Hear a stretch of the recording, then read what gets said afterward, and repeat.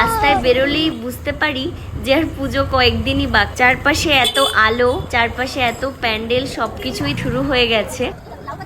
তো একটু সবজি নিতে হবে বাড়ির জন্য, তাই সেগুলোই নিচ্ছিলাম।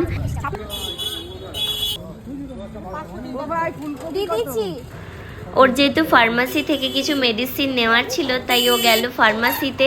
এই কাকু হচ্ছে এখানে বসে, মানে গুটি কয়েক সবজি নিয়ে বসে। কেউ বার্গেনিং করো না যদি এই রুটে কেউ থাকো। কিছু পেট পুজো করার পালা, তো পেট পুজো করার জন্যই যাচ্ছিলাম। অনেক কিছু বুঝিয়ে সুজিয়ে ওকে নিয়ে গেলাম রোল কর্নারের দিকে।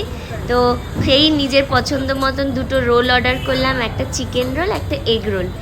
একটুখানি ডিল করতে আসতে হলো আমাকে, কেন কি একটা যেহেতু চিকেন রোল, একটা এগ রোল, তো একটুখানি তো চিকেন রোল থেকে কামড় বসাতে হবে, তাই আগে ফাঁকে ডিলটা সেরে নিচ্ছিলাম।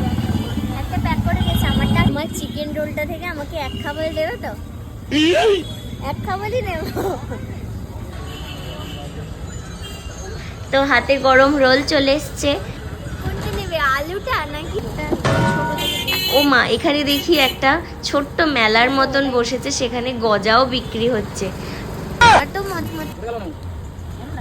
কাকাতুয়ার খাজা, সেই খাজার স্বাদ কি আর কোথাও পাওয়া যায়? তো নিয়ে এবার বাড়ি ফেরার পালা। সকালে ব্রেকফাস্টের জন্য একটা ব্রেড নিতে হলো।